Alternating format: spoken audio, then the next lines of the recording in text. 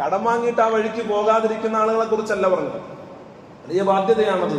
കടം വാങ്ങിയോ കൃത്യമായ അവധി പറഞ്ഞിട്ടുണ്ടെങ്കിലും ഇല്ലെങ്കിലും ആ കടത്തെ കൃത്യമായിട്ട് തിരിച്ചു കൊടുക്കണം.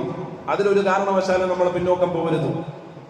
അത് അള്ളാഹുവിന്റെ അടുക്കൽ പിടിച്ചു നിർത്തപ്പെടുന്ന വലിയൊരു ബാധ്യതയാണ്. മരിച്ചാൽ അള്ളാഹുന്റെ റസൂൽ സഹാബത്തിനോട് പറയും, മയ്യത്ത് കൊണ്ടുവന്നിട്ട് മദീനത്തെ പള്ളിയിലെ മുസ്ലിമിന്റെ സഹാബിയുടെ മയ്യത്ത് കൊണ്ടുവന്ന് വെക്കുമ്പോ അള്ളാഹുവിന്റെ റസൂല് പറയും, ഈ മനുഷ്യന്റെ മേലെ കടമുണ്ടോ? ആർക്കെങ്കിലും ഇയാള് പണം കൊടുക്കാനുണ്ടോ? ഉണ്ടെങ്കിൽ ഞാൻ മയ്യത്ത് നിസ്കരിക്കൂല സഹാബ.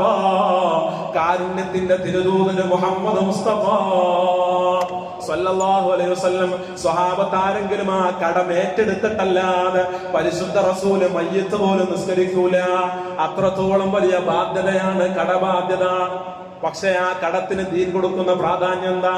ആരെങ്കിലും തന്റെ മുസ്ലിമായ സഹോദരന്റെ ആവശ്യം വീട്ടാൻ വേണ്ടിയിട്ട് അവന് കടം കൊടുത്ത് സഹായിച്ചാൽ അവന് സ്വതക്കയുടെ കൂലിയുണ്ട്.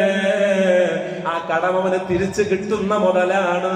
പക്ഷേ തിരിച്ചു കിട്ടാത്ത സ്വതക്കയെ പോലെ അതിനേക്കാൾ പ്രതിഫലം അതിന് ലഭ്യമാണെന്ന് മഹാന്മാര് കിതാബുകളിൽ രേഖപ്പെടുത്തുന്നുണ്ട്. എന്തേ കാരണം? സ്വതക്ക കൊടുക്കുന്നവന് സ്വതക്ക വാങ്ങുന്ന ആൾക്ക് ചിലപ്പോൾ ആവശ്യം ഉണ്ടാവൂല. സ്വതക്ക വാങ്ങുന്ന എല്ലാവർക്കും അത് ആവശ്യം ഉണ്ടായിക്കൊള്ളണം എന്നില്ല.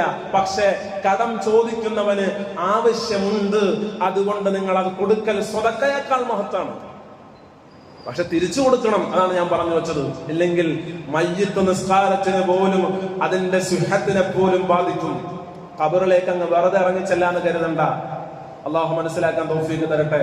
ദീൻ പ്രോത്സാഹിപ്പിക്കുന്നത് ഈ കടത്തെയാണ്, പലിശയല്ല.